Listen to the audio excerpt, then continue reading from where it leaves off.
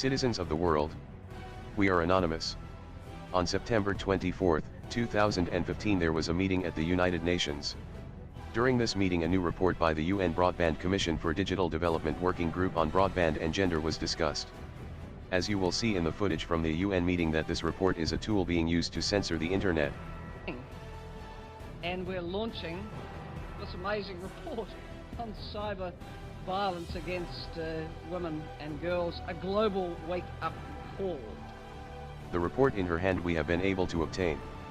I would like to bring attention to this quote from the report which reads, "Now that a cyber touch is recognized as equally as harmful as a physical touch, all citizens must prepare themselves to take the appropriate action."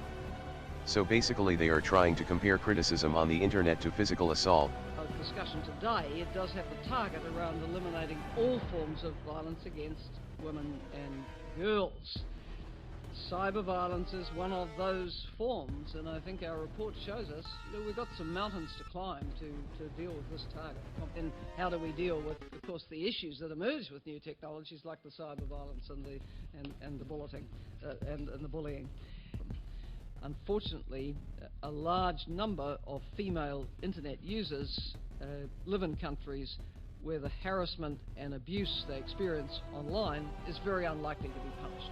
There are individuals on services like YouTube that have made a living off of abusing people like Anita and I, who monetize this, who see the mobs, who aren't anonymous, who raise their funds this way to continue attacking, stalking, and harassing us because it's a cottage industry at this point. Understanding that this is a cultural, that we really need to see a big cultural shift in how we deal with this and change the way that their systems operate.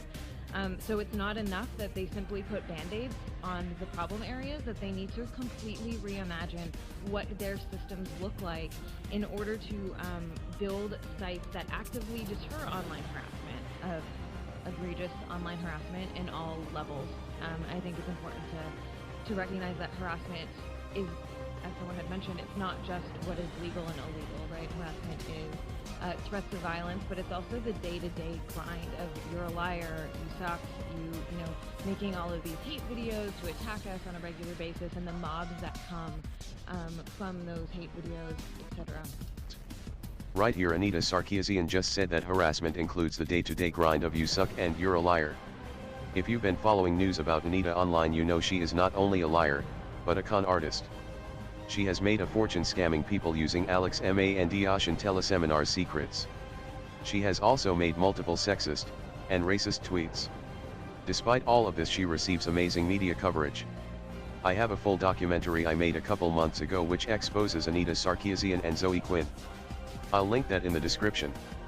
What I'm getting at is Anita is implying that people online who call her out like Sargon, Shoe on Head, Seattle for Truth, myself, and many others are all guilty of harming her, and that harm inflicted is just as harmful as physical harm. Imagine an internet where criticism of a corrupt politician was deemed harassment. Imagine a totalitarian system that would oppress you from saying things like George Bush sucks or Obama is a liar. Criticism does not equal harassment, and discussing things like this online give us the ability to truly exercise our First Amendment rights. The internet with free speech possesses the ability to destroy authoritarians and totalitarians. Its Darwinistic nature helps us learn and explore new ideas that might force one to drop their bias. Over the past year we have seen websites that once were beacons of free speech become censored. We have seen the beginning of internet censorship on the major mainstream ClearNet websites. As we see here, WikiLeaks has now joined the fight. This is a call to action. Google Ideas Department supports Zoe Quinn and Anita Sarkeesian's agenda. Perhaps it's time we let Google executives and shareholders know about this. Please spread this among the various Gamergate communities and other interested parties. In the description you will find a link to the Gamergate documentary I made previously which exposes Zoe and Anita, a link to the PDF of this UN report, and information on how you can fight back. Share this video if you can. If you're watching this, Anita or Zoe, I have something to say. You both suck and you both are liars. I have the right to say this, and you have every right to criticize me. We will not fall victim to your agenda. Expect us.